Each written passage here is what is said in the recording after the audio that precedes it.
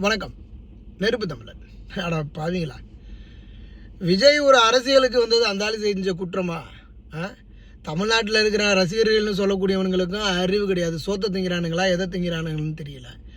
இவ்வளோ பேர் சேர்ந்து கூடுறேன்னு கூடி அந்த நேரத்தில் திமுக காரன் ஒரு பெரிய ஒரு சதி விலையை பண்ணி ஒட்டு மொத்தமாக 40 பேரை முடிச்சு விட்டுவிட்டு 60-70 பேருக்கு மேலே மருத்துவமனையில் கொண்டு போய் இது பண்ணிவிட்டு இரவோடு இரவாக வந்து போஸ்ட்மார்ட்டம் பண்ணி எல்லாத்தையும் அதையும் சொல்லியை முடிச்சு விட்டுவிட்டு எல்லாத்தையும் முடிச்சுட்டு போயிட்டானுங்க. நான் கேட்குறேன், விஜய்க்கு என்ன அரசியலுக்கு வரணும்னு ஏதாவது அவசியமும் தேவையும் கட்டாயமும் இருக்கா?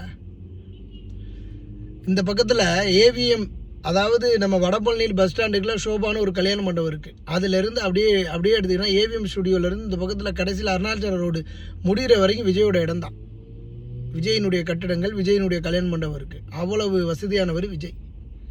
திரைப்படங்கள்லையும் 200 கோடி ரூபா சம்பளம் வாங்குறாரு. ஏதாச்சும் என்னமாச்சும் தேவை இருக்குதா? அரசியலுக்கு வரணும், இவங்களை எதுக்கணும், அவனை எதுக்கணும் அவசியம் இருக்குதா? திரைப்படத்தில் எதிர்த்தமா, பேசினோமா, போனோமா, சம்பாரிச்சமானு போயிட்டு இருக்கிறத விட்டுட்டு இது என்னமாச்சும் தேவை இருக்குதா? ஒரு ரசிகர்களாக இருக்கிறவனுக்கும் கொஞ்சமாவது கட்டுப்பாடு இருக்கணும், சுய ஒழுக்கம் இருக்கணும்.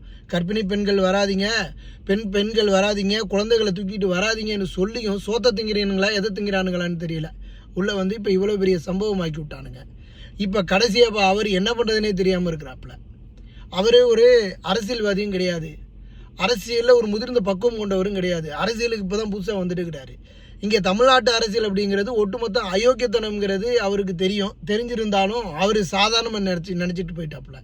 இது ரொம்ப தப்பு. இங்கே திமுகவும் அதிமுகவும் இருக்கணும், அவனுங்க 2 பேரும் ஆளணுங்கிறது தான் இவங்களுடைய தமிழ்நாட்டினுடைய இன்றைக்கு இருக்கக்கூடிய நிலை. உங்களை பெற்ற அப்பா ஆத்தாலும் என்ன பெற்ற எங்கள் அப்பா ஆத்தாலும் காலம்புறம் அவங்களை ஓட்டு போட்டுவிட்டு கடைசியாக நம்மளை சாவடித்து நாமெல்லாம் நம்மளுடைய உடைமைகளை இழந்து தவித்துக்கிட்டு இருக்கிறோம். கடைசியில் இவனுங்க சாக போகிற காலத்துலேயும் பெண்களுக்கு உதவி, இப்போ இலவச பேருந்து, இலவச பஸ்ஸு, 1000 100 நாள் வேலை திட்டம்னு சொல்லி ஒட்டுமொத்தமாக அவங்கள தரமட்டமாக்கி உங்கள் வாழ்க்கையும் கேள்விக்குறியாக்குறது மட்டும் இல்லை, அடுத்த தலைமுறையும் கேள்விக்குறியாக்குறான்.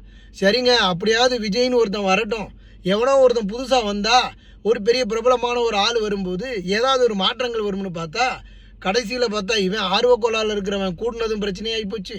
கடைசியாக இப்போ எல்லாத்துக்கும் பிரச்சனைகள்னு வரும்போது நாங்கடாது அப்படின்னு இப்போ கடைசியில் எல்லாரும் முட்டுச்சந்திர வந்து நின்றுக்கிட்டு இருக்கிற நிலைமையாக இருக்குது.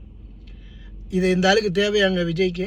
அந்த ஆளுக்கு என்ன வசதி இல்லையா, வாய்ப்பு இல்லையா, பேர் இல்லையா, புகழ் இல்லையா, பணம் இல்லையா? என்ன இல்லை? சிந்தித்து செயல்படுங்க. இனி வெறும் காலங்களிலாவது தயவு செய்து சிந்தியுங்கள் அப்படிங்கிறத நான் ஒரு வேண்டுகோளாக முன்வைக்கிறேன்.